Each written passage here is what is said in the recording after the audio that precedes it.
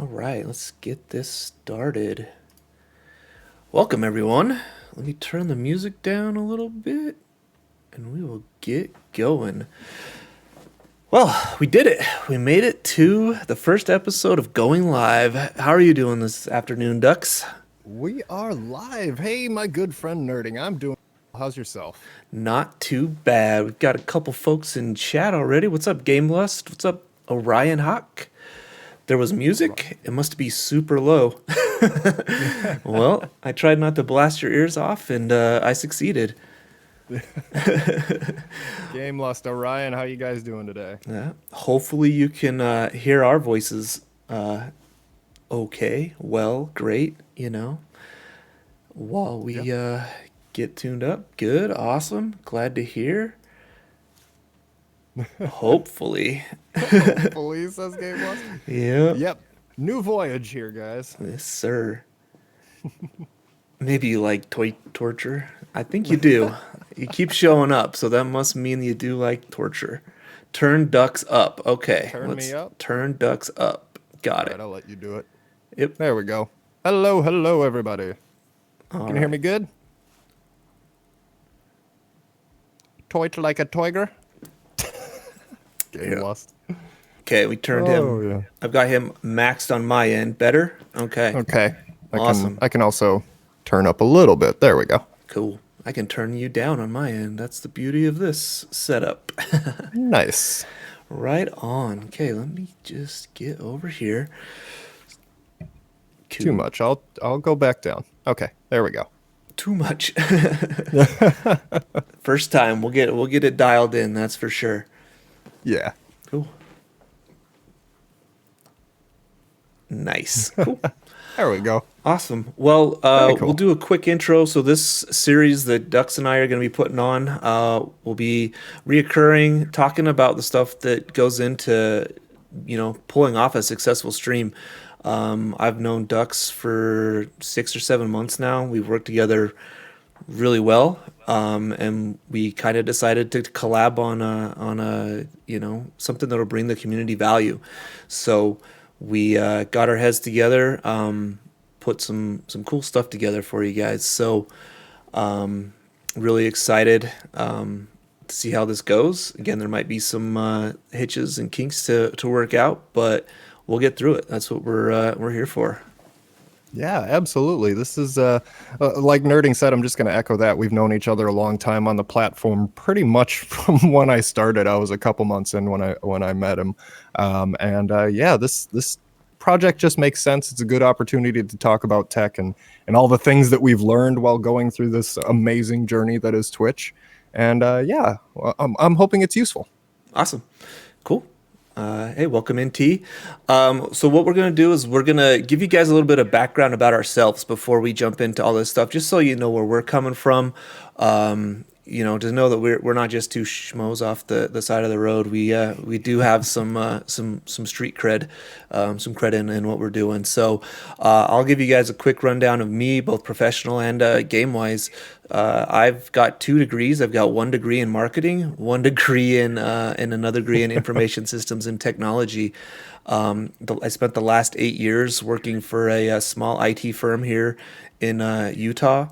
I started out as a sales engineer, so putting together complex designs for big businesses that would go out and our engineers would go out and implement and put into work. So I had to be very detail oriented, make sure that all the specs were right before it got into the engineers' hands. Because if it got in their hands and they didn't have what they needed, well, that was on that came back on me. I did graduate up to more of a sales manager role. I did a lot of the relationship management and stuff with the vendors and the clients. So I really kind of took that and did a lot of the marketing for the company. And I really enjoyed it, but it just wasn't working out. So I actually quit in March and decided to do start my own business. Nerding is my business. It's my brand. It's what I've been building, and super stoked to get into it. This here is one of the visions and one of the things I want to do to give back to the community is provide helpful content, provide helpful solutions to problems that people are facing. I knew that coming into this, I couldn't just start doing that without actually, uh, you know, go through the experience, go through the motions of being a streamer. So that's why I started doing my streams. I This is my first time in this slot. I'm usually in the mornings.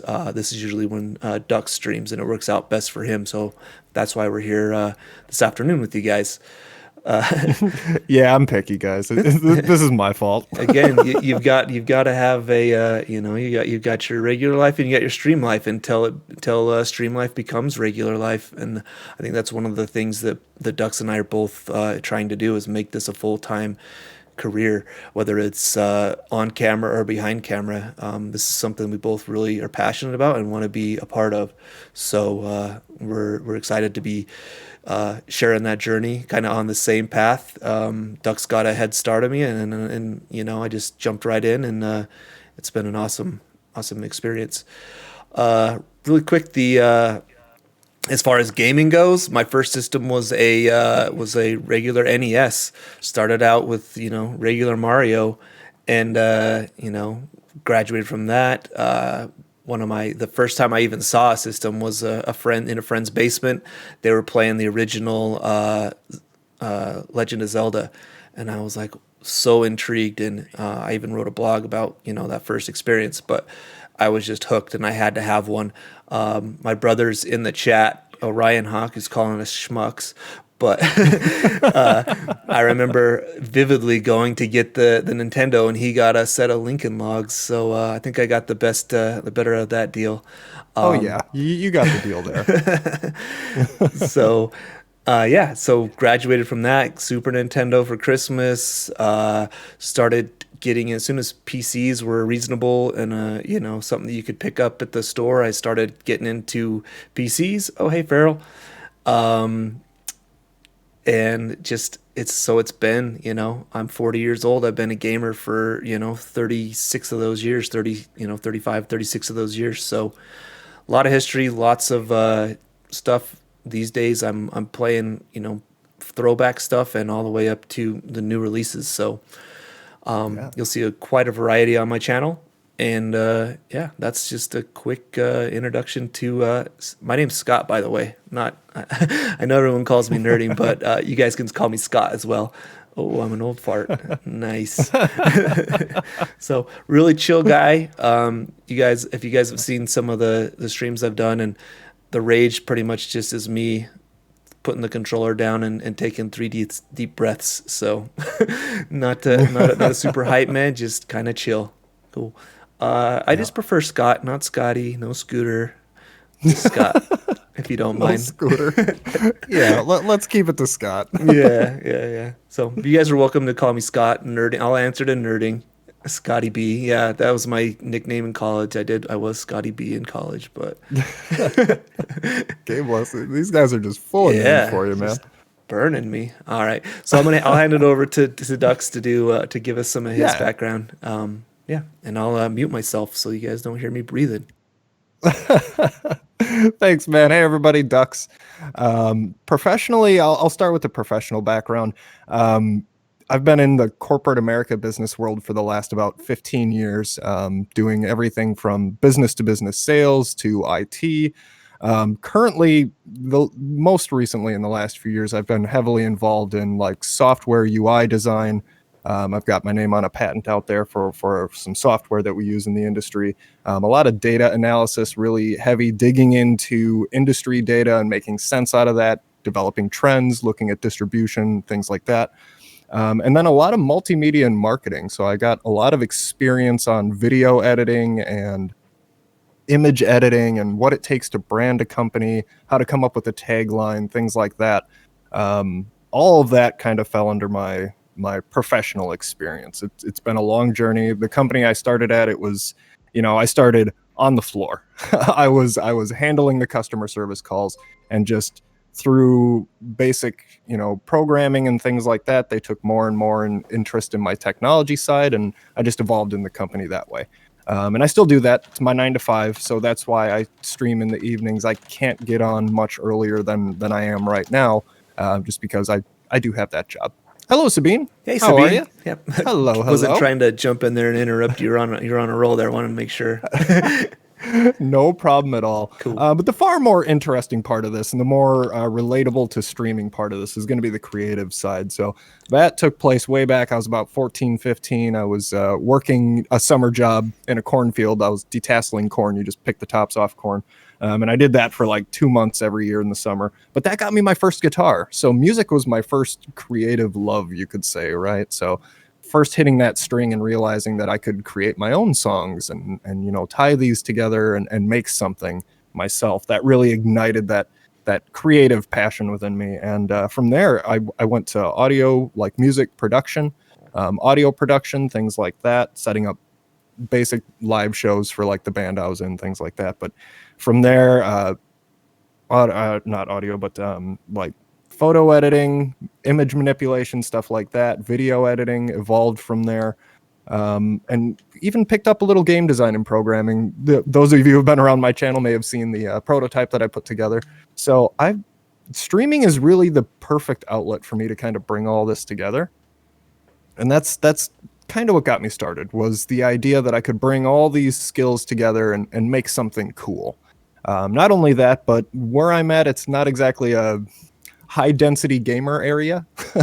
So I wanted to reach out and connect with that community. And I think that is the single biggest benefit to all this is you guys. I had no idea this community existed, and this amount of support and just the amount of really talented, creative people that lean on each other, support each other. It's amazing. By far my favorite part of all this. So, yeah, Totally. and the gaming thing, it's always been in my life. My earliest memories are with an NES controller. Like you said, nerding, the original Super Mario Brothers, that's the earliest memories. We had an Atari 2600, so I played some of your classics, Pitfall, stuff like that. But yeah, I gotta say hi to more people in the chat. Yeah, Scaredy Matt, hello, Yes, hello. Troke, good to see you. What's up? Hey. You guys are amazing. Thank you so much for that follow as well, Troke. Yes, Nerding sir. is a great channel to support. But yeah, I mean, from there it was just a love of all things Nintendo. Every time the new console came out or another entry in Zelda or Mario or whatever it was, that was like, that's what really got me excited. And even to this day, like the Switch, I love the Switch. So gaming is something that I started with early in my life and continues on to today, and I honestly don't see it ever fading. Heck yeah, man. Heck yeah. Yeah. Right on there. Oh, hey, look at that. We got a converted sub. Thank you, man. Got a sub. Appreciate that. Yeah, awesome. Cool. So if you guys have been here, if you've been here for a minute, you can see the pictures scrolling there, the slideshow. We've got it's split right there. Half of it's the stuff above Duck's head is pictures of his setup. Over here is, you can't see my arm, but over there is pictures of my setup. So what we're going to do, I'll just jump in, kind of give you an idea. We're going to give you kind of two positions. I have a single setup. I'm streaming all of this from one PC, and I've got it all, it takes hours and hours to dial it all in and get it all set up and do all the research. So hopefully what we can do is provide some insight, in case you've had some questions or in case you were trying to figure something out and didn't know what was causing an issue. Hopefully we'll cover that, or just bring up some new. And if you guys have questions while we're going through this, please feel free to hit it up in chat. If we don't know an answer, we can Google it for you. that's the what I'll say. I can look at it for you later. Yeah, all that setup is tiring. Another great example, Gamelist. He has a complex setup too, so he could probably throw some knowledge our way too in the chat there. So I'm just gonna dive in. Let me tell you guys a little bit about my setup and what I've got going on. So I have a pre-built gaming PC. I didn't put it together myself. I've done them in the past. I know the struggles it takes, picking out the motherboard, picking out the CPU, putting the tape on there and put on the glue and putting that thing in and slamming the little Hmm. thing down and then the heat sink and all of that stuff. It's fun, it's rewarding, and you get to design awesome things like Dux has on his screen right now. That Corsair setup is sweet. Um, Thank you, sir. but yeah, again, mine I got from Best Buy and I was looking for something with some good horsepower, a good processor. So I went and bought an iBuy Power pre-built. I think the specs are in my about me section below, but it does have like an i7 3 gigahertz processor, so it's got a good processor. It's got 16 gigs of RAM. It's got a NVIDIA. The graphics card's definitely key in most setups. It's got Hmm. NVIDIA RTX 2060 Super with 8 gigs of dedicated RAM for itself, and then it's got an SSD, a 480 SSD, and a 1 terabyte backup storage. So it's got the fast SSD for the operating system, and then it's got storage for all of the creative stuff. Yeah, like Troke says, it is gratifying to make your own stuff, but when you just can pop it out of the box and start playing with it right there, it's it scratches that itch really quick.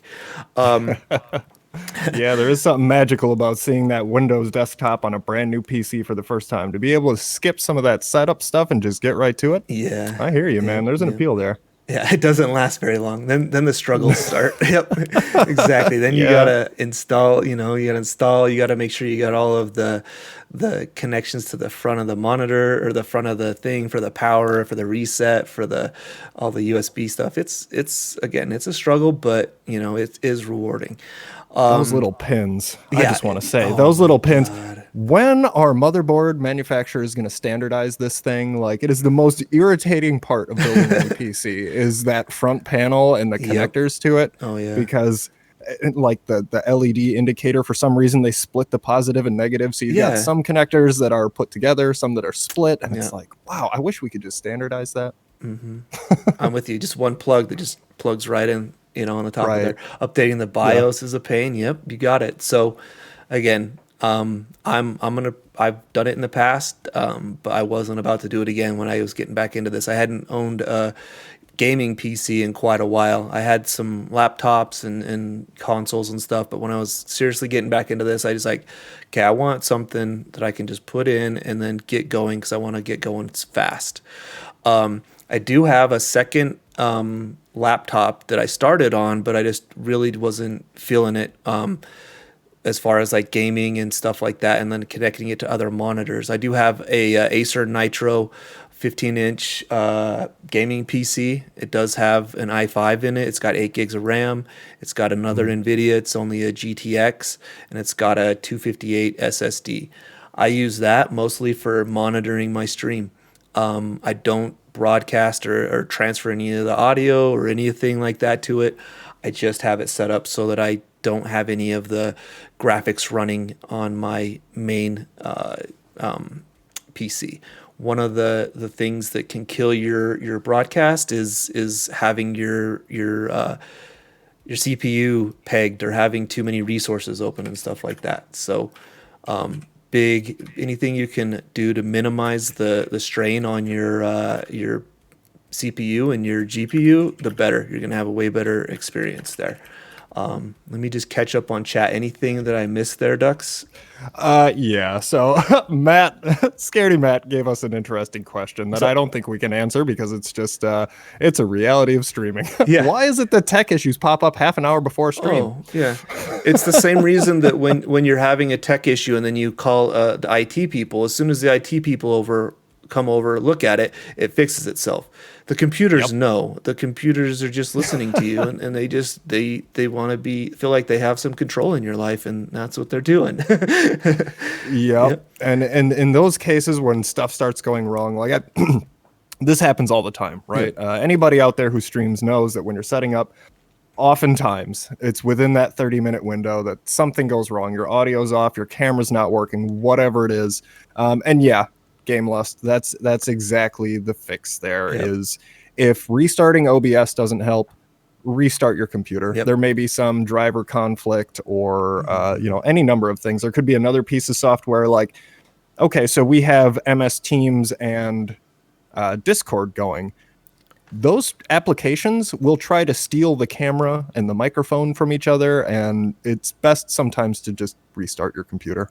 Yep. Or it's Yeah. sentient. Correct, Mhm. Scaredy Oh, Matt. That could be it too. it probably, yeah, it's best to restart it. I'm just gonna do that really quick. That's bugging me. Okay. Um, one of the devices that is popping up there is the external capture card.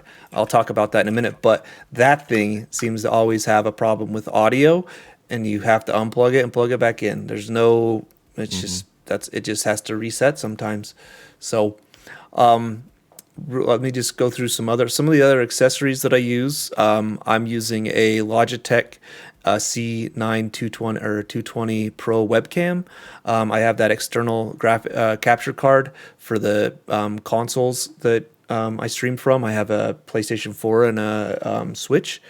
I have, just these headphones. I have a basic keyboard, a mouse, and then two monitors. I really can't stress how much two monitors is a god. Like, you just need more screen safe. We were space. We were talking about it before we even went live. It's Mm-hmm. like, man, wouldn't it be awesome to have a third screen right now so I could do this and this and this? Like, it's, more screen space the better, I guess.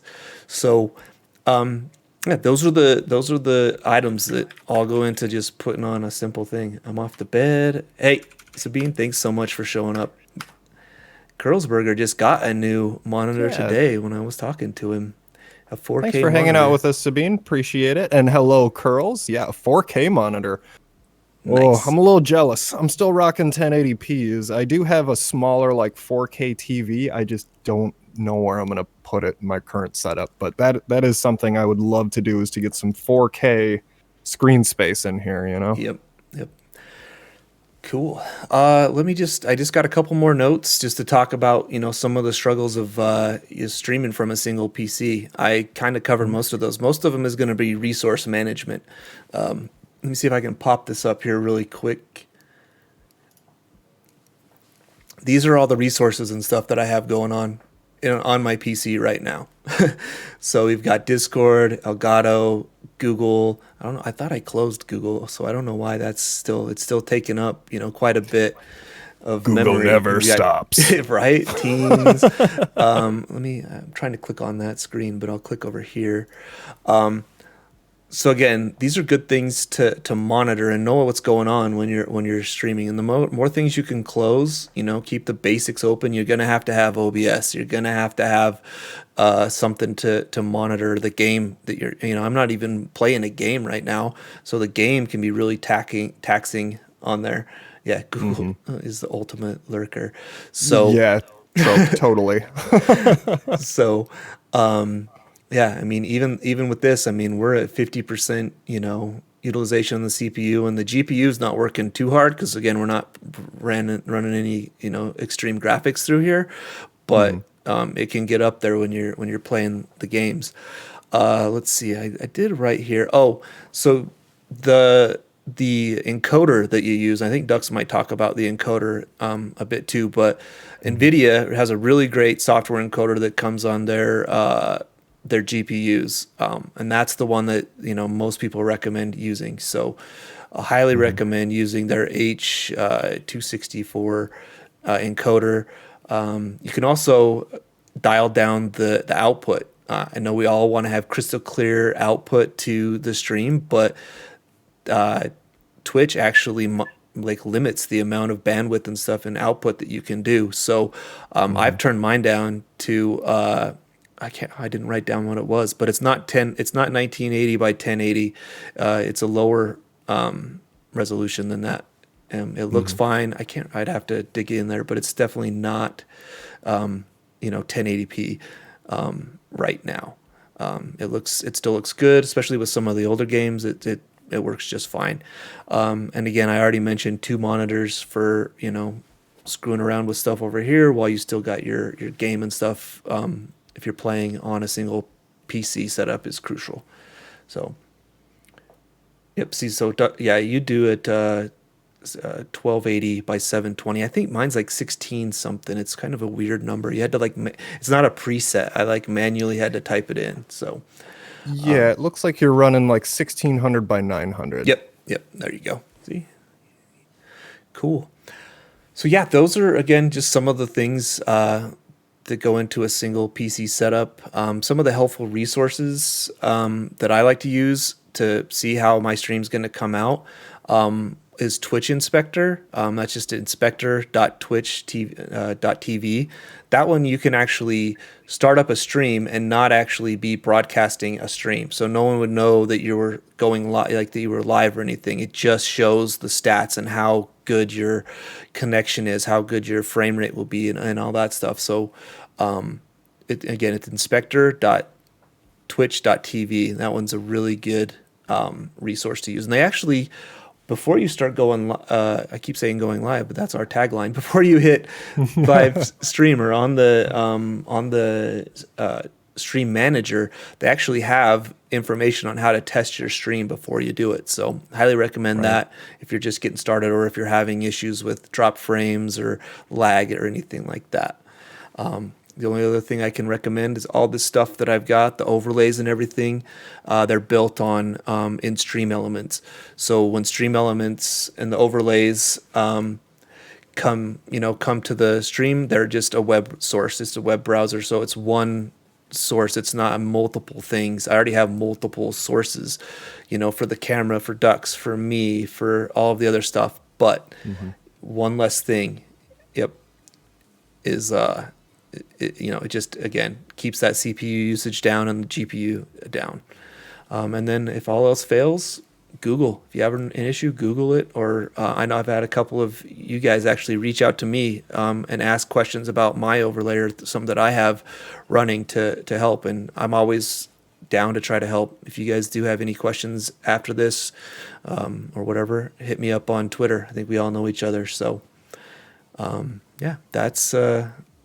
that's basically my spiel on a single PC setup.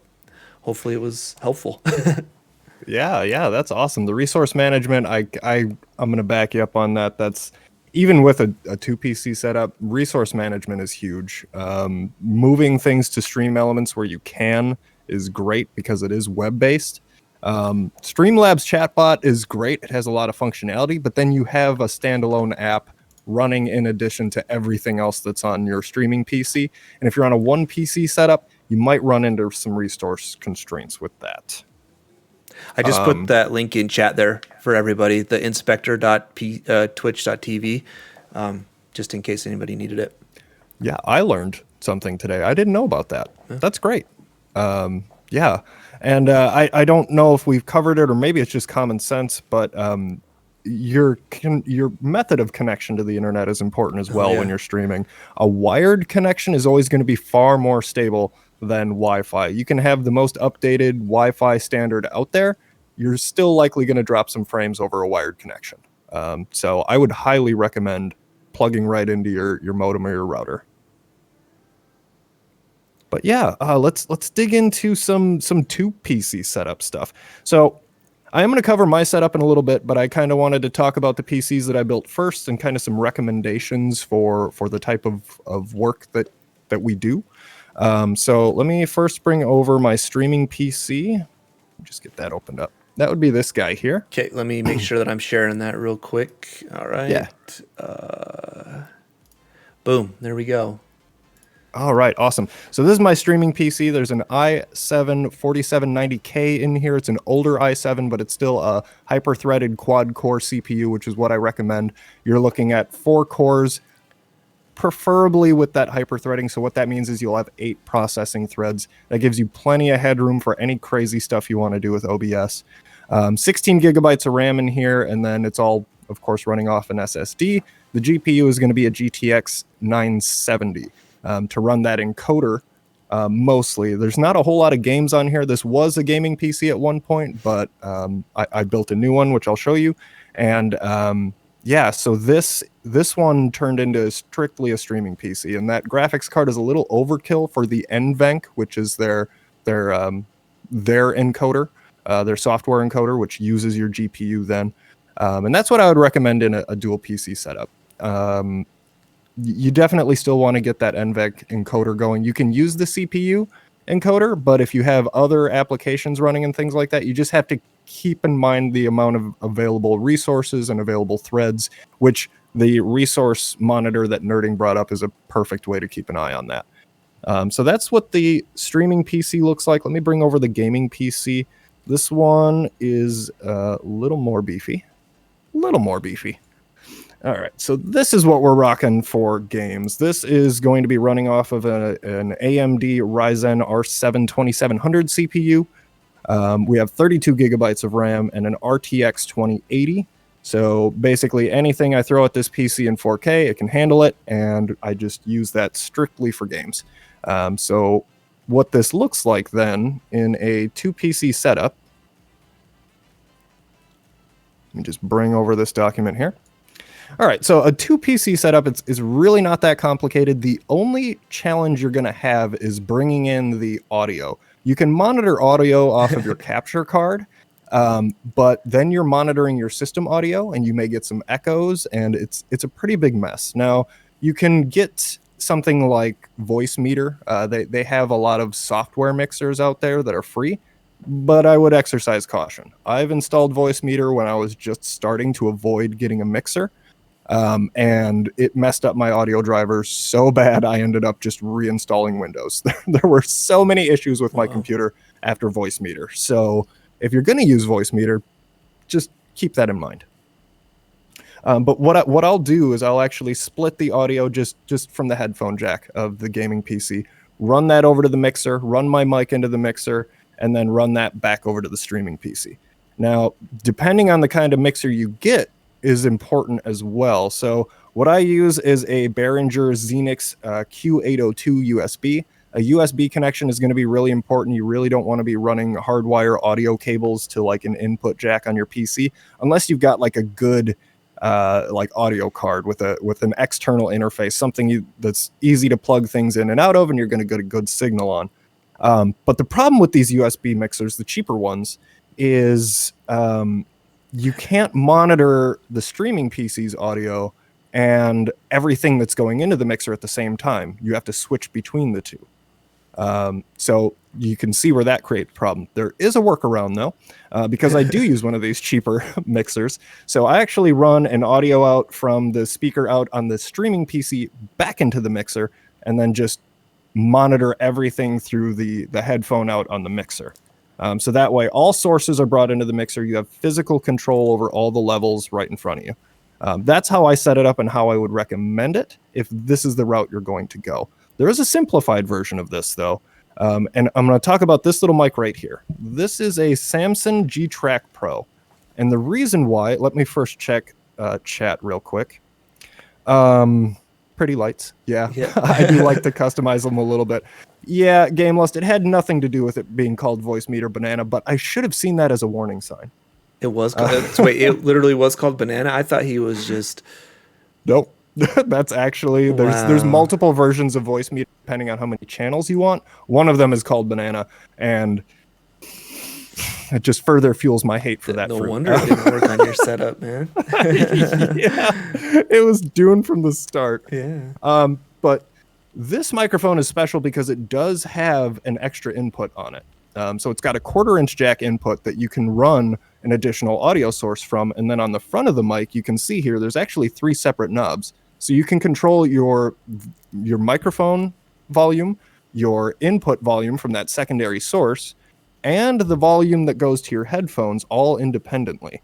And you can have this for under $150. So if you don't have a mic yet and you want a good quality mic and you're thinking about a setup like this, you can skip your mixer altogether by getting something just like this. Nice. Yep. Cool. So just a handy little tip out there for you.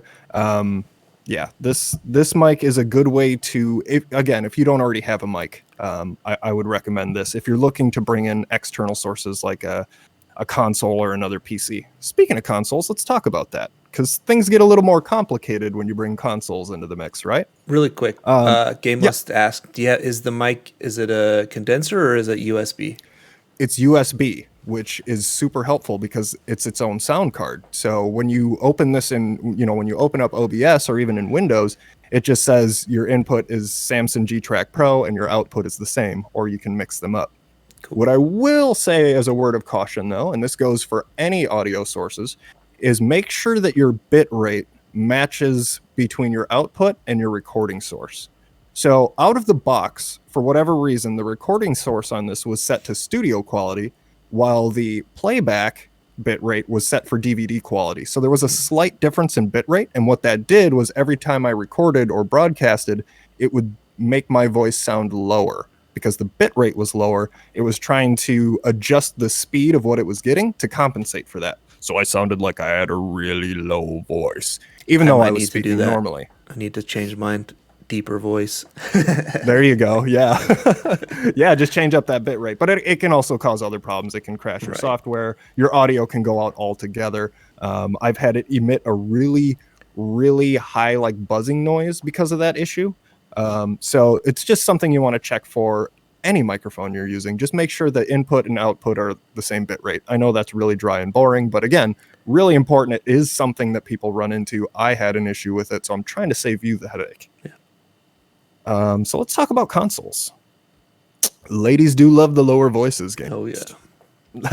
Troke says, oh, yeah.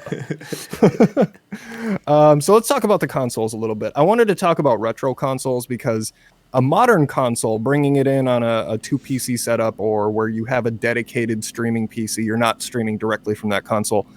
You can basically use the same model and just take that upscaler out. You don't need that. Modern consoles have a native HDMI out. Where you're going to have issues again, though, is the audio. You have to find a way to split that out. So in this example, I have an upscaler that has an audio out, just a normal headphone jack. It splits out the audio for me.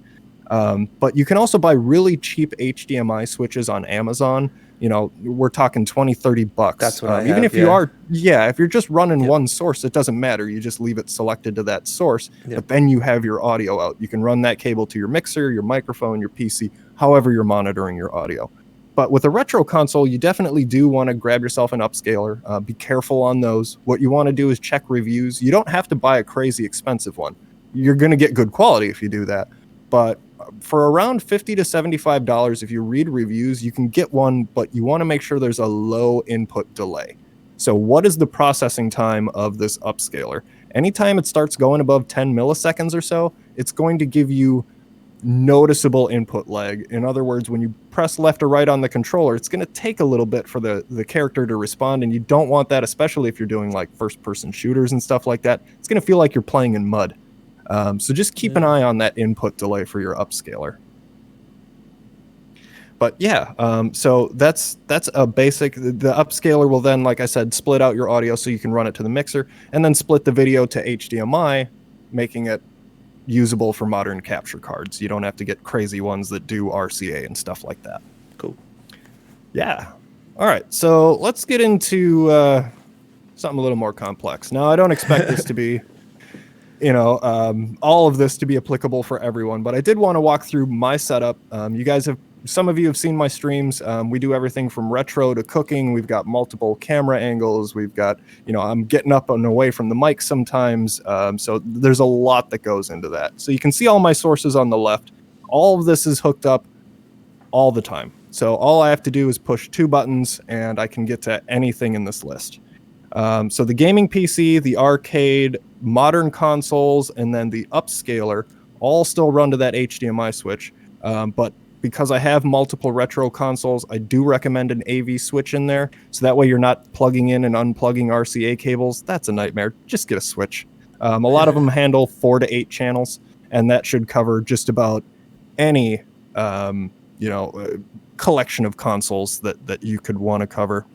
Let's see here. Almost as complex as my setup. List, I imagine, with the crazy old consoles you have, there's got to be some crazy ones. Yeah, Troke, look at that. Isn't that a diagram to behold? But so we have it running through the AV switch for the retro consoles. Then it goes to the upscaler. My HDMI switch also has an audio out source. So in this environment, I would skip my upscaler's audio out just to simplify things, because you're still going to get that audio through your HDMI switch. And if that splits it out, perfect. You don't have to mess around with the multiple audio sources to your mixer or anything. You can just have one channel that's for games. This is your game audio channel, so run that out from your HDMI switch for sure. From there, audio runs just like we saw the other things. You can either run to a mixer, to a mic with an input in it. I've also got a lav mic, which is the wireless clip mic, so that's why the mixer is kind of necessary for me on certain nights, like when we do viewer's choice. So I have a secondary camera pointed at the shelf. If I want to get up and go to the shelf and have you guys hear me, got to have that wireless mic. So a mixer is kind of necessary for me in this case. So it's all about what you want to do on your stream, guys. What kind of content you want to make. Do you plan on being stationary the entire time? Well, then, you might be able to just get away with a mic like this or a smaller desktop mixer or something like that. I know there's companies out there that make smaller mixers specifically for streamers, and that's a valid option, but I would put a word of caution that some of that streamer branded gear is a bit overpriced. In some cases, it simplifies things. Like the new mic that Nerding has, that's worth every penny. I've definitely liked this. Again, it's got the software mixer, able to control the monitoring mic like that I hear, the output to the stream. Yep, the Wave 3. Yep, that's the one that I picked up recently, and great investment. Super glad that I was able to grab one when it came back in stock, because they were getting bought out and then jacking up the price on Amazon and stuff like that. So I bought it directly from Elgato, and it's amazing. Yep. Yeah, it's something like that is a great investment. You just want to make sure that what you're buying is going to fit your needs. That's really what this is all about. I would highly recommend planning out your content, or if you're going to expand on, for the existing streamers out there, if you're planning on expanding your content, really plan that out first. You don't want to be running last minute to have to grab a cable or an adapter or something like that. It's always best to start with a good core of gear and then build onto that as you need to. So try to just plan out your content a little ahead of time. That's going to help with the gear selection. So to just finish up what we're doing here, all of these machines get pushed over to the HDMI switch. That goes to the capture card and back over to the streaming PC. So again, just a couple switches I can get from retro to modern to my arcade machine, whatever it is, with just a few buttons. And then for the camera, I do run a mirrorless camera. It's the Sony A5100. It's a little bit older, but if you're going to go with a camera like this is a topic for another time, but I just want to make a quick note. You want to look for something that has a clean HDMI out picture. A lot of them, like DSLR cameras, will have your screen stats up there. It'll have a battery indicator, or the recording light has to be on or something. So do your research into something like that. And the Cam Link, while expensive, is worth it for a camera like this. So I would recommend a Cam Link as opposed to, say, a different capture card or something like that, because then you're paying extra for functionality you're not using. Gaming capture cards are designed for, to catch low latency gaming, whereas the camera, you just want a clear low latency picture, no fancy anything. Audio doesn't need to pass through any of that, because you're going to have your own mic. Obviously, if you care this much to get a mirrorless camera, you're probably investing in your audio. Yep. See, you brought something up the game list didn't know there. The clean HDMI out, and I didn't know that either. Again, I have just a Logitech webcam designed for just recording just for this. One of the things I noticed too on your setup is that you've got your gaming PC going through the capture card. In the single setup, you don't need to do that, because that's just kind of redundant. You're already broadcasting, you're already able to capture the gameplay from the PC you're on. You don't have to redo it through the capture card, and that it actually caused some problem when I tried to do that. It wasn't as elegant. So just a quick note from Game Lust here. Audio is more important than your camera. Big time. The camera itself, I started with a webcam. Actually, this is funny. I started not even with a webcam. I used my phone. There was an app. I forget the name of the app now. I can't remember, but there are apps out there that basically let you turn your phone into a webcam, wired or wireless. Yep. And that got me started, but there will be a bit of a delay with that, right? I So think I've jumped in a couple of streams where folks have been. They said that they were using their camera as their webcam or as their cam for the stream. So it's doable. You know, you can do a lot of things. Whatever makes it work, just get live and get going, and then upgrade as you can. yeah, that's actually a very interesting point there. If you're just getting started, the gear is the least of your, what quality of gear you have. As long as you have enough to get started, get started. Yep. It's so much more about your content, how you interact with people, how do you engage with chat, what is your personality like on stream? All of that stuff takes time to develop. There will be time to get this other gear, these awesome pieces of equipment to up your quality. Work on your show first. Yeah. Get comfortable on camera, get comfortable just having people hear your voice. That's honestly one of the things I've never really, was nervous about. Oh, I don't want to be on camera. Oh, I don't want people hearing my voice. But, get over it and have fun. You can't change it, so you might as well just do it, right? So. Yeah. I think a lot of people struggle with that, right? It's the old analogy of like, when we were younger, you record yourself on a cassette tape, play it back, and do I really sound like that? Me personally, I wasn't really given a choice. I had to get used to my voice because the nerding, those when you call into like a business and it's like, welcome to whatever business, press 1 for this, so I am that guy for a lot of companies. Wow, cool. Like you can call into, I can't say their names, but there are some big companies out there that you probably call on occasion if you call into the right department, you're going to get me. That's pretty awesome. That's how I got used to hearing my own voice back. You have to listen to it over and over. Yeah. Yeah, and the camera thing is its own beast, right? Because then now you're adding your face to this, and not everybody is comfortable on camera. Yeah. So, like we were saying, the gear will happen. Yep. Just get started. Yeah, Troke, exactly. The show is everything. And you Gameless gotta says, go ahead. Sorry, I didn't mean to cut you off, but Gameless says the hard part is talking when no one is there or people aren't talking. Yep. So I struggled with this a lot when I started because I didn't have Twitter. I had nothing. I had nothing when I started. So there were a lot of nights where I was streaming to 3 to 0 people. And what helped me, and this may not work for everybody, but when you're finding yourself in those dead zones where there's dead air and you know the feeling, right? It's been quiet for too long. I need to say something. There's always the fallback of your thought process about what's happening in the game. That's probably the single biggest tip I can give you is if nobody's chatting, nobody's talking, just tell the void, if that's what it is, what your thought process is right now. How are you approaching this boss? Or do you like this level? Is the music cool? There's always that content to fall back on. Just think out loud. Just start thinking out loud. Just, rambling to yourself.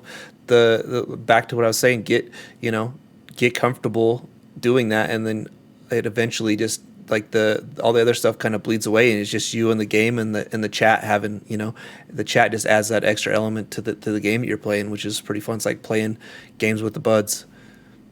Yeah, right. Once you get no one wants to hear no one wants to hear the voice in your head. The filtered voice comes out. Game Lust. Right. Yeah. Yep. You're still on air. You got to be conscious of your but I mean, exactly. It's really is about getting comfortable and just knowing what you want yourself to sound like or what you want your content to be. That's it takes time to figure that out. It really does. Yep. Cool. Talk to us more about the arcade. I don't think you talked too much about the arcade cabinet that you have there. Okay, so the arcade cabinet, that's interesting. So the arcade cabinet... So that's unique, great too. Question. Not a lot of people are going to have an arcade cabinet. So while we got Ducks here, he's got to tell us more about that. Yeah, thank you. That's actually a great question. So the arcade cabinet started as an arcade one-up. the Street Fighter 2 version in particular. They sell a wide variety of these machines. They're anywhere between 200 to, I've seen them up as far as like 400 or 500 for the more complex ones. The reason why I went with the Street Fighter one is because it's got a traditional joystick and 6 buttons for 2 players. So when I was thinking about the kind of games I like to play, which are retro arcade games, maybe some some emulated stuff from time to time, that layout's perfect for that kind of thing. So you get the cabinet. It is basically an IKEA cabinet. You bolt it together, and the monitor, everything is all set up. The only thing that I really didn't utilize that was already in the cabinet were the original buttons and sticks, because you have to buy adapters for those to convert to a USB readable board anyway. So in that case, I just replaced all the buttons and sticks. You can get new kits on Amazon with the boards attached. I mean, you can get a whole setup for like $40-50. Just replace everything there. Now, when you're talking, multicade and things like that, you have to have a way to tell the computer inside. We'll get to the computer inside in a moment. You're putting in coins. So I just drilled a couple holes in the front, added a few of those extra arcade buttons that came with my kit, and there you go. You've got coin buttons. Cool. So that's just a drill. That's really the only tool you need to do this modification is a drill. And you'll only use it for that part, unless you take my route and you mount the PC hardware to the actual cabinet itself. So when you get the thing, it's basically a really cheap 15-inch monitor connected to a cell phone board, an old cell phone board, because it's just running Street Fighter 2. It doesn't take a lot of computing power there. So you do have to remove that. I removed the board. There are some converters because the monitor doesn't have a standard connection like an HDMI or a DVI or anything. It's got a weird ribbon connector. So you do have to get an adapter for that as well to convert that signal. And then you're looking at audio. So the speaker in those things is not great. It's a mono speaker. It's right under the monitor. So it's kind of an irritating placement. I solved that with just a USB soundboard. And then I attached it to the top of the cabinet so it looks like it's part of it. But ripped out all the guts and put a PC in there.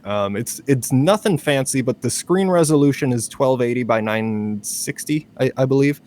So it's a little more than a 720p monitor, but just 4x3. So you don't need a whole lot of power. Inside there, I've got an i5. It's an older i5, same series as the 4790K I have in here, but it's a much lower tiered i5. And then 8 gigabytes of DDR3 powered by a GTX 1050. Again, not a super beefy graphics card, but at that resolution, I can run, modern games that would be good on an arcade like Tekken 7, things like that at 60 frames. No question at all. And from there, I mean, you're basically treating it like a PC. You've got your motherboard in there, so you've got your audio out jack, you've got your HDMI, you've got all that stuff to still run over to your capture card.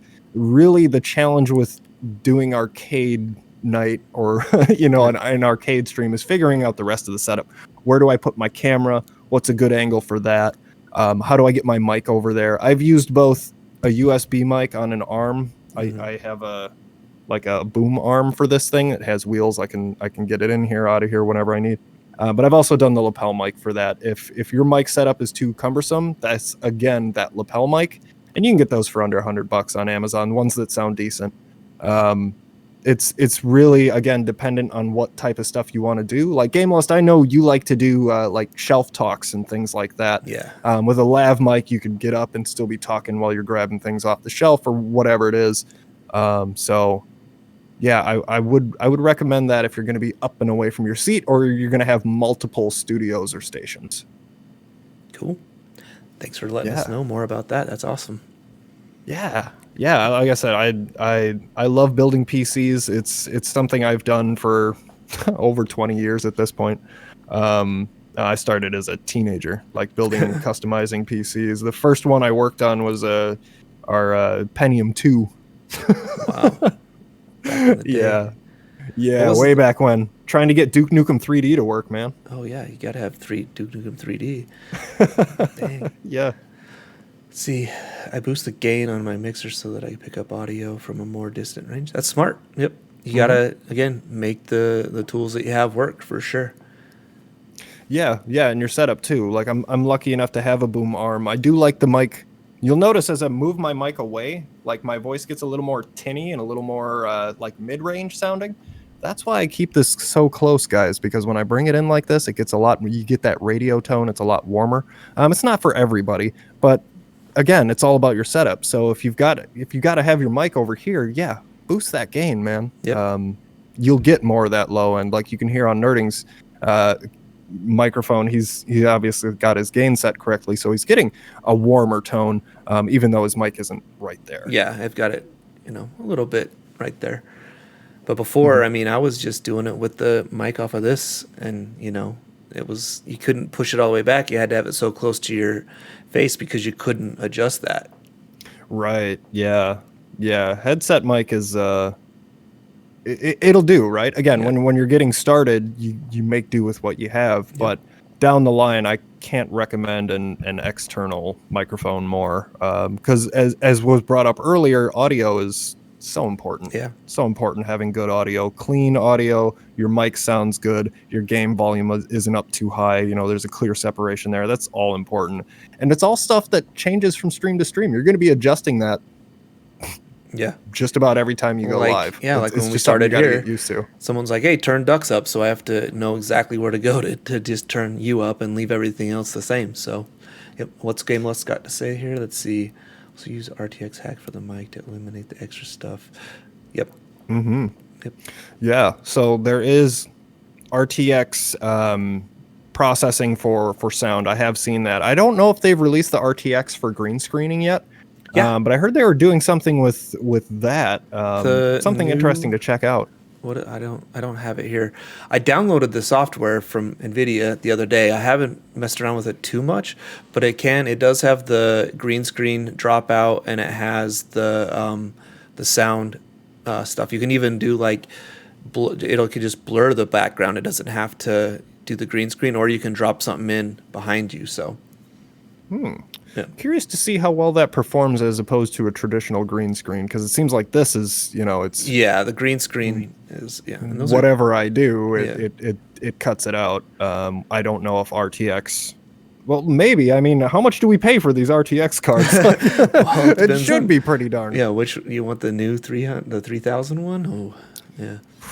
Yeah, I know. I'm gonna stick with my 2080 for a while. Honestly, as long as it's playing games in 4K good, that's what I play on. I play on a TV, so I'm not looking for super high frame rates. I'm not a competitive first-person shooter type player. If that's what you're into, you'll probably want to be at a monitor with like a 144 hertz refresh rate, or 240 even.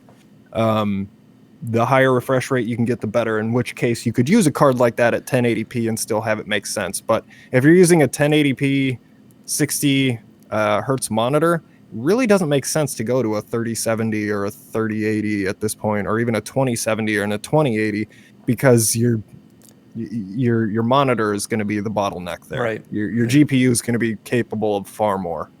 So either 4K or high frame rate for those higher tiered graphics cards, guys. Yes, sir. Cool.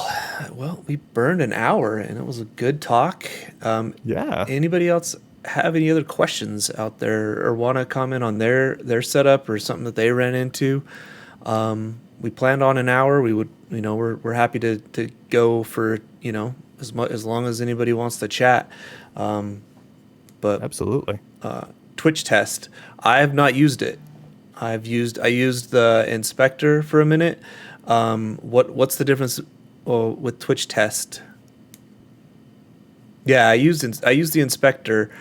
Basically, what it does, it doesn't let your broadcast go out to them. It just it gives you the stats and everything, but it doesn't broadcast it. Let's see. Let's check and see what Twitch server is the best one to connect to. Gotcha. I never messed with that setting, to be honest with you, in Twitch. Did you have any experience with that one? I don't. Typically, And that's why this is so great, because I learned something today. Yeah. Both about Inspector and Twitch test. This is great. I'll tell you a funny little story before we get into potential fixes and other uses for this. I was testing out something. I don't remember what it was, but I was testing out something, and I just did I didn't announce anything. I'm like, all right, I'll just go live. Nobody's going to notice. Sure enough, one of the regulars came in and was like, all right, hey, the show's about to start. And I had to be like, oh, man, I'm sorry. I'm just testing. So this is very useful to me. I'll check. Does it allow you to maybe monitor audio and stuff? Like, does it show you a video feed of what you would be streaming? Are you asking about Inspector or the test? Either. Inspector doesn't. I mean, you can. What happens is you take your stream key and it like appends it so that it doesn't come out on Twitch itself, but you're on the OBS or whatever. You're streaming. It just blocks it from broadcasting back out to there. So I don't know that it will monitor your audio. What I use to check audio and that kind of stuff is just record. I've recorded myself so many times. So I mean, I record, I listen to my voice, and then I go back. Hey, Praise, what's going on? Hey, Praise, buddy, how you doing, man? You got a crappy connection? Oh man. Yeah, it happens. Praise, I want to give him a shout out. He streams from a console. He streams directly from his PS4, and he puts on a great show. And his audio is usually spot on. I know sometimes he complains when he's got company in the background banging on stuff, but most of the time his stuff is spot on. Praise is awesome. Yep, I just want to second that and also say, your content is not limited by your gear. Your content is limited by you. It's all about making use of what you got, and different creators excel with different approaches. There's no right way or wrong way to do this, despite what Twitter will try to tell you. Yep. Yeah. So Gameless says that the Twitch test. So like it shows you a better connection with Dallas than in Chicago, even though I live in Chicago. That's so interesting. Well, could have to do with server load. Yeah. If there's a lot of people hitting Chicago and Dallas is lighter, you might get a better ping out there. So yeah, maybe that's why I've noticed just in like the last week, my bit rate and my ping has gone up quite a bit. I haven't changed anything. I've closed down a bunch of resources, so I might get that as a takeaway to go check on mine. Yeah, absolutely. Cool. And something just popped into my mind. We were talking earlier about your canvas size in OBS and how that impacts your resources and your system resources and things like that. And that's a really good note. Hey, Erg, hey, how's it going? What's up, man? Erg was actually the mystery viewer that popped into my test stream. Oh, really? So, hey, Erg, we were just talking about you. I didn't say your name. But, now that you're here, I might as well say, hey. Nice. But yeah. That does make a difference, especially if you're running the NVENC encoder on your NVIDIA card. Yeah. 720p is going to be a lot less resource intensive on say a single streaming PC, or if you're using maybe a secondary laptop or something for a second streaming PC, you're probably going to want to stick to 720p. And honestly, a lot of viewers with how much bandwidth that takes to stream at a smooth frame rate, that's probably what a lot of your viewers are going to be at. I stream at 1080p just because I do have the secondary PC. Twitch now does have quality scaling for viewers. It seems to be a little inconsistent, though. Some channels have it that I've gone into, some don't. Like on Nerdings right now, you can go in here into the settings and go into quality, and you'll see all the different options there. So the streamer's canvas size in this case doesn't matter. But if you're a new channel, it seems to be, I notice like newer channels. Yeah. Some of them don't have that quality setting. And then if you're pushing 1080p, there's going to be people that just can't tune in because they have to have like a 6 megabit connection at least. Yeah. Not everybody has that kind of high speed internet. And I wonder if it might be part of like going from, a streamer to affiliate and then the partners. They do give preference. Like I know that they give preference to partners, give them more bandwidth and more options. So could be tied to that as well. That's true. Also, Yep. Gameless makes a great point. How many viewers probably looks at something like average viewers, and Yep. if you're averaging less than the affiliate benchmark, then you probably don't get that option. But yeah, it's just something to be aware of for new streamers out there. Canvas size is important. You might want to dig right in with 1080p and say, "Oh, I've got all this canvas space. Look at all this cool stuff I can do." You're hurting your short-term growth by doing that. Yep. Cool. Yeah.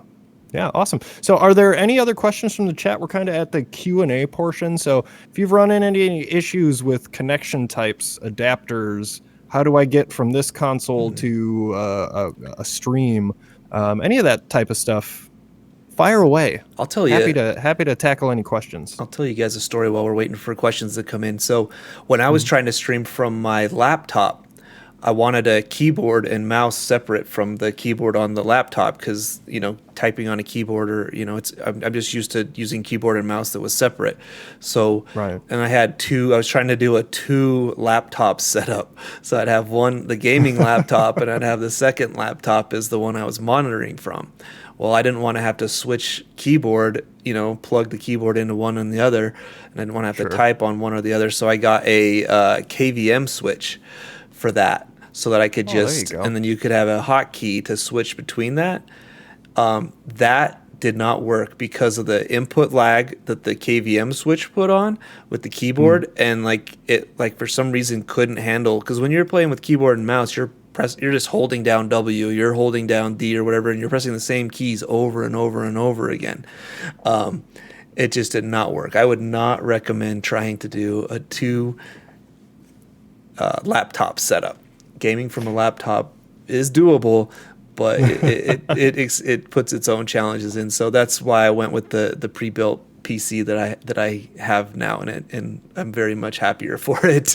I might have gave up beforehand. All right, what do we got here? That's great. Let's see here. So we've got bit rate. What bit rate do we stream at? I stream at 5500. Yep. That's what I'm at. And it's just under the maximum for Twitch. But again, I'm streaming in 1080p. You do have to think about that canvas size when you're talking bit rate. So when I play something like Overwatch, if I don't up my bit rate or lower my canvas resolution, every fast motion, the stream just pixels out into a blurry mess. Right. So it's also about the kind of games that you're playing. Now, if you're playing like a point and click or an RTS, something with very little motion or slow moving things, then 1080p, you can probably get away with even 5,000 kilobits per second. But for the higher quality stuff, and I do a lot of retro, so I keep it at around 5,500. Unless, again, something like Overwatch, fast-paced PC game, then you got to make some adjustments. What about you, man? The same. I do at 5,500. Nice. I've left it there for most of the stuff because I've dialed down the to 1,600 and 16 by 900 or whatever. I don't have to adjust it as much. And it kind of gives me a good, not segue, but just to mention, we will do one of these streams just about OBS and some of the settings that you can do. And that we'll dive into OBS a lot more and talk about that, sources, all that good stuff. It's going to be an interesting one to actually put together, because how are you going to show OBS while you're using OBS? It's going to be a good one to tackle. I'm excited to get into that one.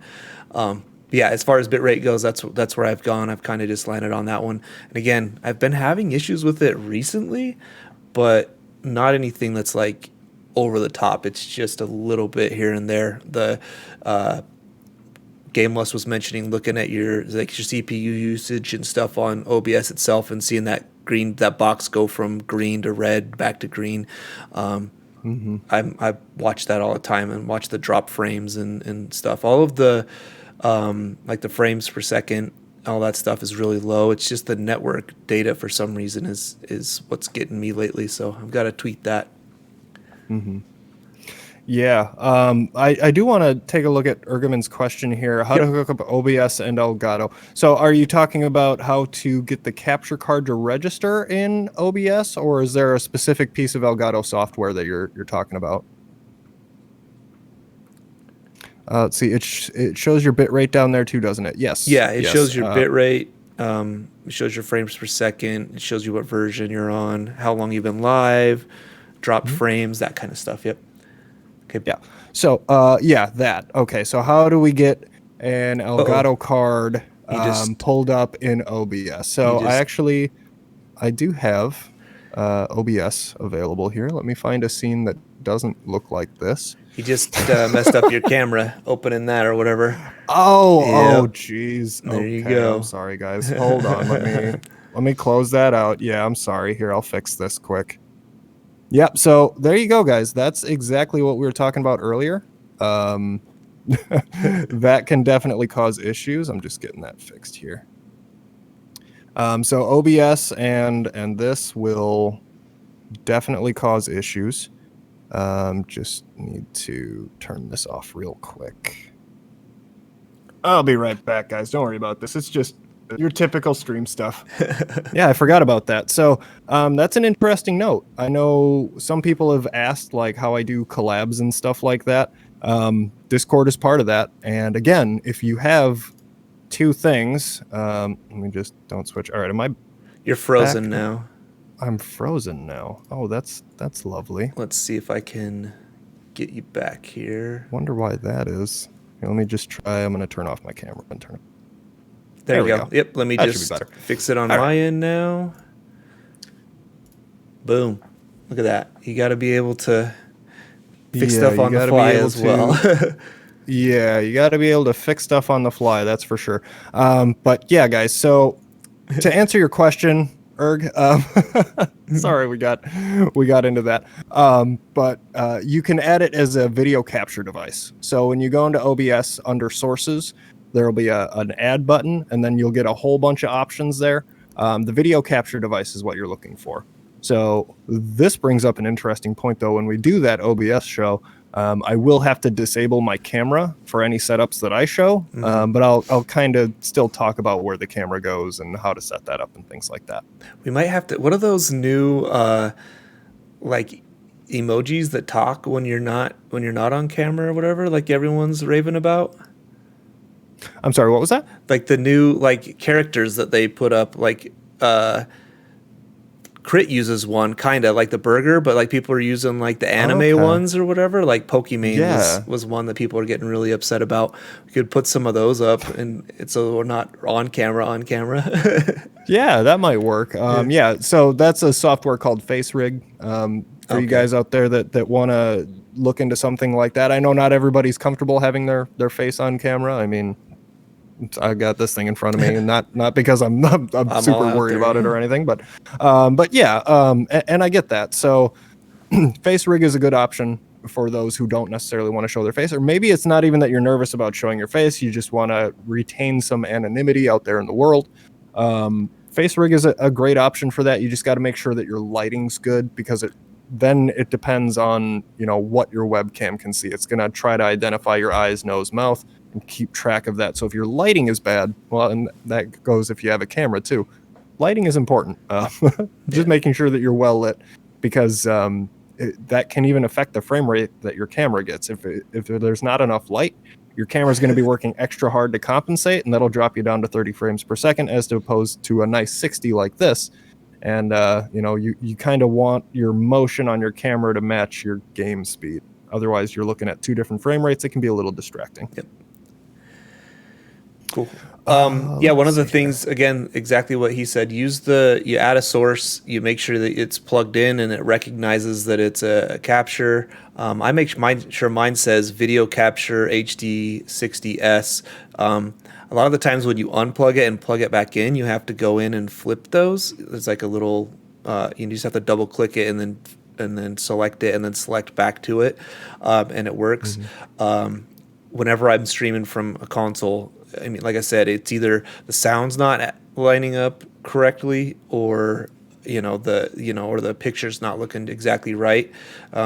So again, you have to unplug it and plug it back in, and then it usually catches back up with itself.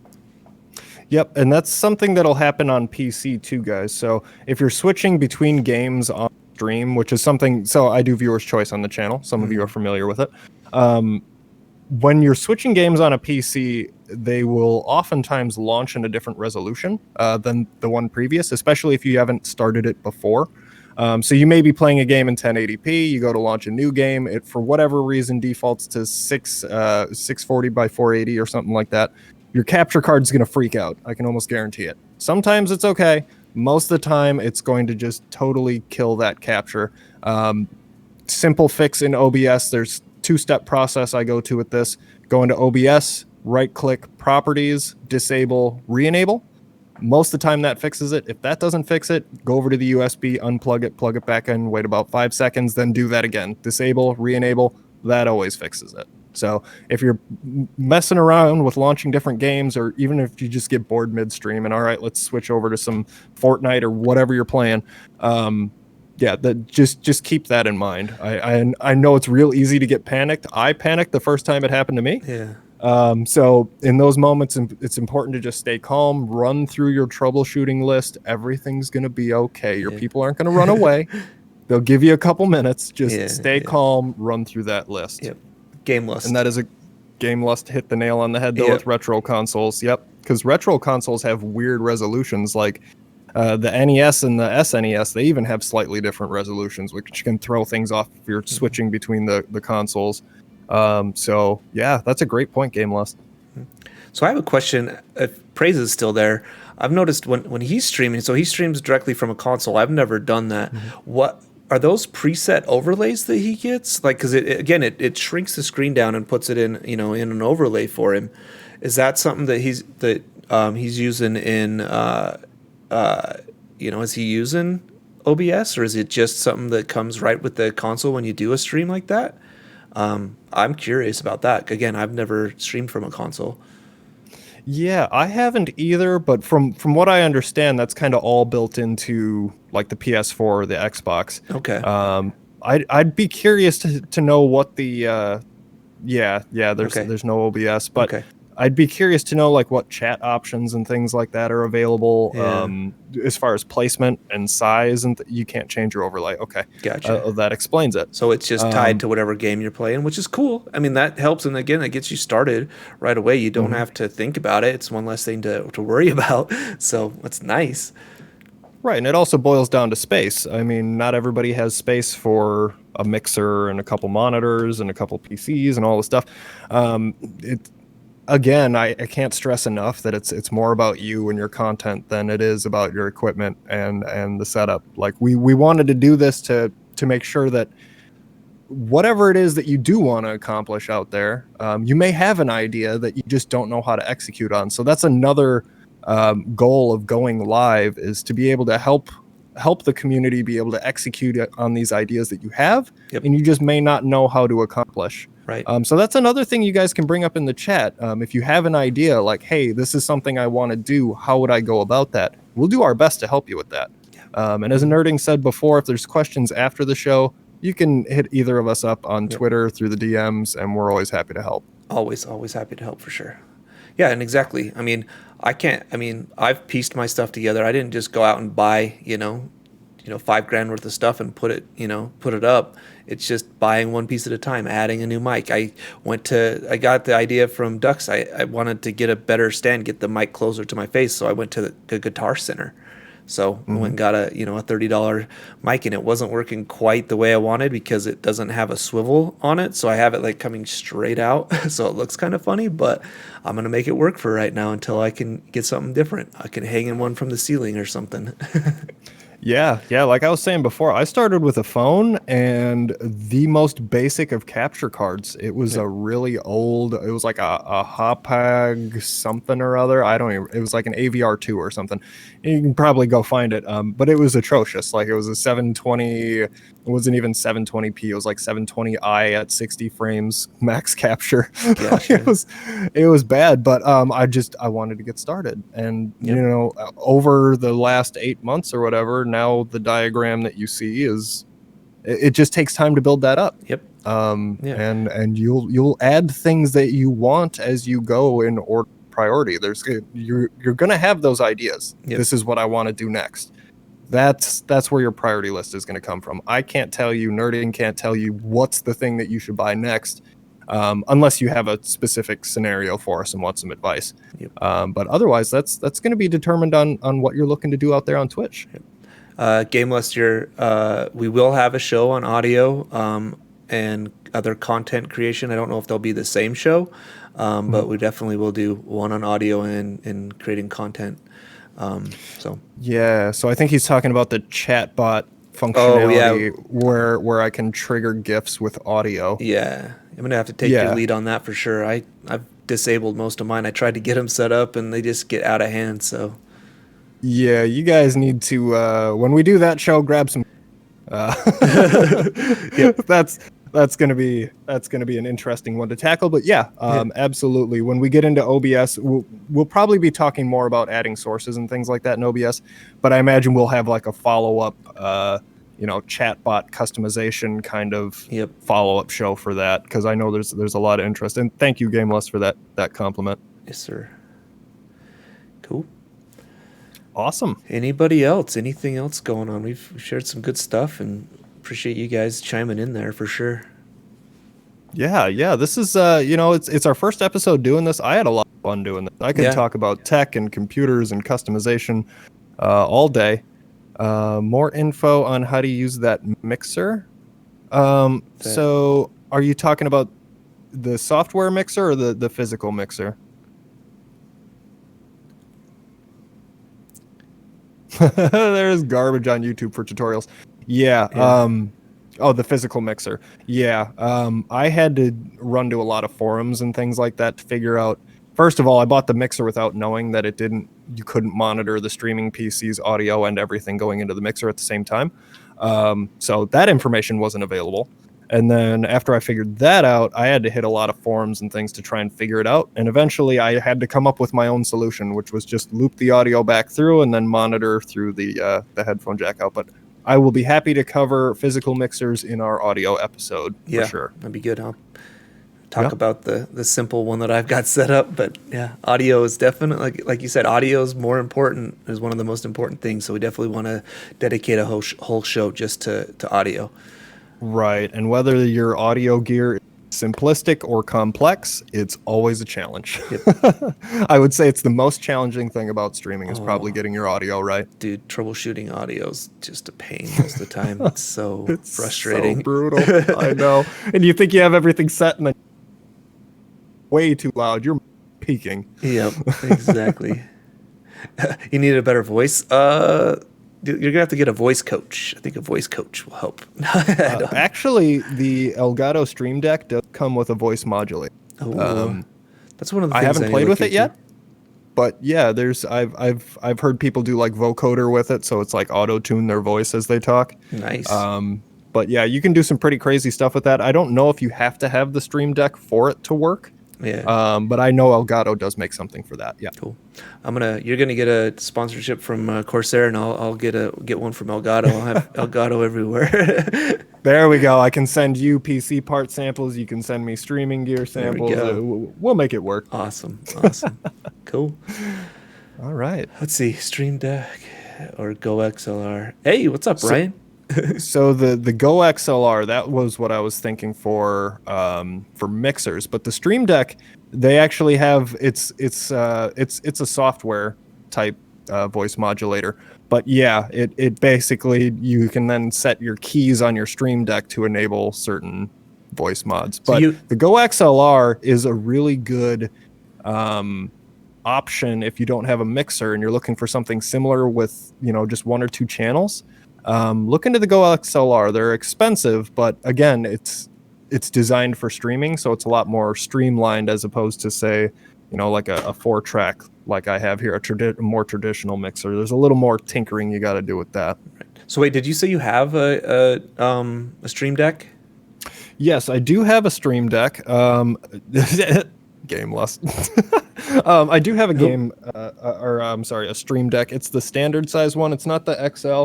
It's not the mini. It's whatever. I think it's like 15 buttons or something like Okay. that. Okay. I have that one, and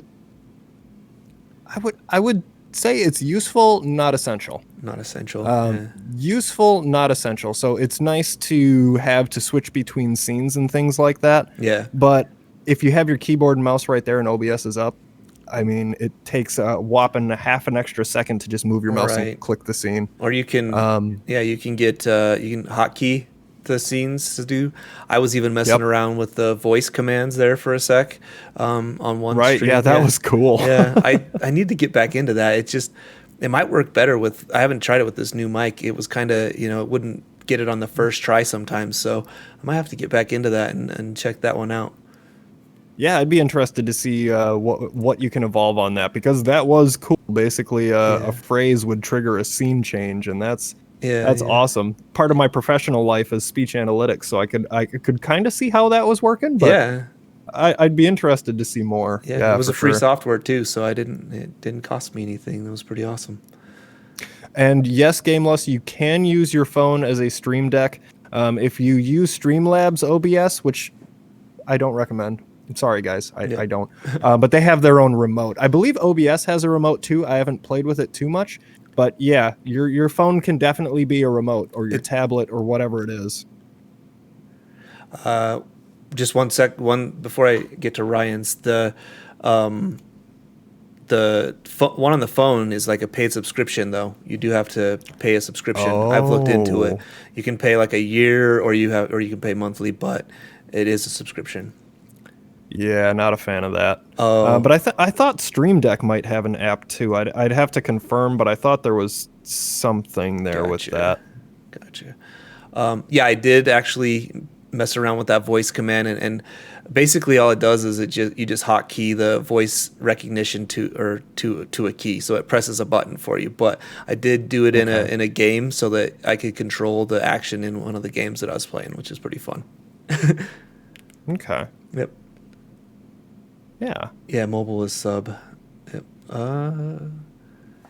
If you the Elgato one is definitely paid. I've looked into that one. I have it on my phone right now. Stream Deck. If I go to Elgato, I'm looking at it on my phone right now. It says $2.99 a month or $24.99 for a year. So you'll save 30%. This is not an ad. I'm not sponsored by Elgato yet. Yeah. Hashtag not sponsored. Yeah. Yeah. In that case, I mean, I would recommend some sort of physical switch, be it a Stream Deck or whatever. If you're going to be doing this for a couple years, I mean, that thing's going to pay for itself after a year, as opposed to a subscription. Yep. Cool. Yeah, but I did use the Streamlabs OBS when I started, and I did use the phone app. But again, this was like 8 months ago. I don't know if things have changed. It worked. But Streamlabs OBS is a resource hog. I know it's easy to use. It's real tempting if you're just getting into streaming to go with that. Trust me, guys, save yourself the headache. I built all of these fancy, complex overlays in Streamlabs OBS, and then I ended up just having to export them out to standard OBS later. And not even export them, you have to rebuild them. So I was basically rebuilding all these complex scenes. So do yourself the favor, put in the extra effort, learn OBS. Learn OBS, and then, like I said, I have Stream Elements, which has OBS Live, and that's again where I put most of these in, and it reduces the amount of stuff that I have to control in. You have to put it in Stream Elements, not Streamlabs, Stream Elements. But all of the stuff that I have going on, like the rotating feed, the notifications and stuff, all that's fed right through there.